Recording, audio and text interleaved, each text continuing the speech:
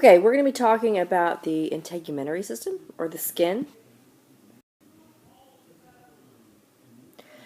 The skin consists of three major regions that you see here in the picture. You have the epidermis, and this is the outermost layer, so this is the layer that you can touch. You have the dermis, which lies right below that, and as you can see in the picture, there's a lot of nerve endings in that layer. There's vessels, glands, oil glands, things like that. And then you have the hypodermis, which is the deepest region, and you have the fat layer here. You also have more nerves and blood vessels, and also the root of the hair bulb. Okay, so in this picture you can see kind of a cross-section of the skin. And you can see again the epidermis, dermis, and hypodermis. The dermis, you can see here, is divided into the papillary and reticular layer, and we'll talk about those in a second. But you can also see the hair, the sweat pores, the dermal papillae, which are those this little wavy layer right here. You've got this muscle right here, which is the erector pili muscle. So this is what helps your hair to be able to stand on end when you're cold or scared or something. And then you also have oil glands, you have sweat glands, you have different types of sweat glands, and then you also have veins and arteries and fat and nerve endings. And so don't worry about drawing this. I'll give you a copy of this in class for you to have as part of your notes. Okay, so first we're going to talk about the epidermis. So again, this is the outermost layer. And it is composed of keratinized stratified squamous cells. So if you remember stratified squamous cells, it's multiple layers of those cells that are designed to be able to withstand abrasion. So your skin is always rubbing up against things and being sloughed off, but there are many layers there to help protect you. And they are keratinized, so they have this layer, a coating of keratin on them, which helps make them waterproof. So your skin, for the most part, is waterproof. The cells that are in the epidermis are keratinocytes, which help produce the keratin, melanocytes, which helps with pigments, and then you also have Merkel cells and Langerhans cells, which are important for the immune system and pressure sensors. And then the outer portion of the skin is exposed to the external environment and functions in protection. Keratinocytes produce the keratin. Melanocytes again produce the brown pigment, melanin. Langerhans cells are macrophages that help activate the immune system.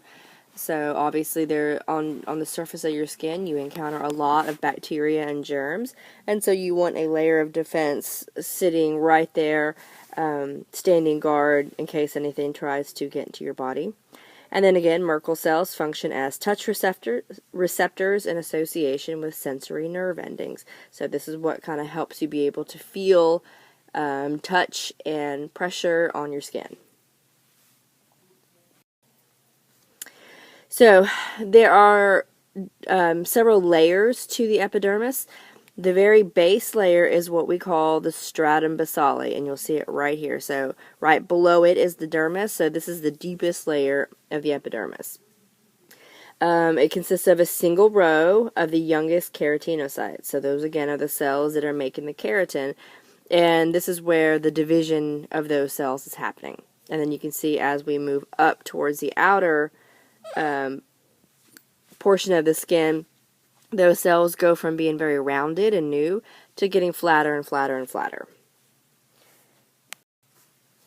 Okay, the next layer is the stratum spinosum, and it's also called the prickly layer because it has all these filaments that are attached to the desmosomes. And desmosomes, if you look at that layer, all those little dots that you can see here in between the cells, those are the desmosomes, which kind of help lock the cells together so they're this really firm, unified group of cells, which helps give your epidermis some strength and support.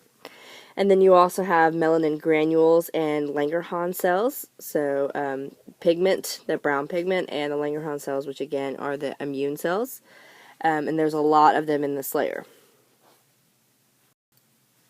Okay, going up, getting closer to the surface. We're at the stratum granulosum layer. The cells here, you can see, have gotten really flat, so they're kind of squished, and the cells are no longer dividing at this point. And the granules accumulate, so you can see all those little purple specks in that picture. Those are the granules, which is why this is known as the granules layer, or stratum granulosum. Okay, and then it's not shown in this picture, but if it were here, this layer would be right in between the stratum granulosum and the stratum corneum.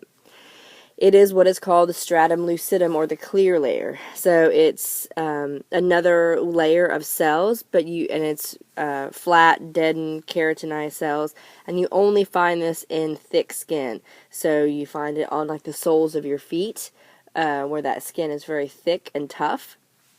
And then on anytime you build up a callus somewhere, for overuse, like sometimes people who write a lot, their fingers will get calluses on them. Your skin created that extra layer of stratum lucidum to help protect, because it's someplace that is undergoing a lot of abrasion. Areas that don't have a lot of abrasion, like your eyelids or something, are not going to have this layer. So it's only in thick skin. Okay, moving on to the dermis. So this is the second major skin region, and you've got a lot of connective tissue here. So it's helping to give some strength and support. And the cell types include fibroblasts, macrophages, and occasionally mast cells and white blood cells. And it is composed of two layers, the papillary and reticular.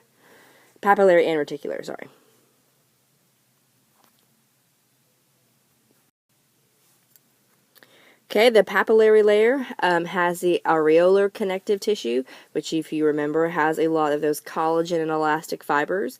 So this is what's making your skin have elasticity, be able to bounce back, be able to stretch. It contains peg-like projections called dermal papillae, and that was that wavy area. So right up here where it gets kind of wavy, that is the dermal papillae, so projections. And they contain what are called capillary loops, which are blood vessel capillaries, Meissner's corpuscles, and you can see them pictured there, and free nerve endings.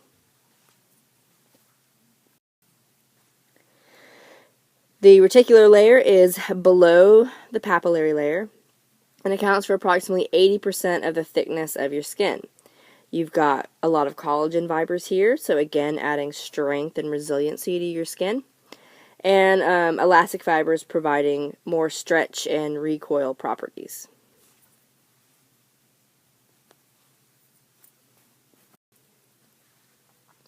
And then lastly, below the dermis, you have the hypodermis. So you've got a lot of adipose tissue, so fat tissue here, and you also have more areolar connective tissue.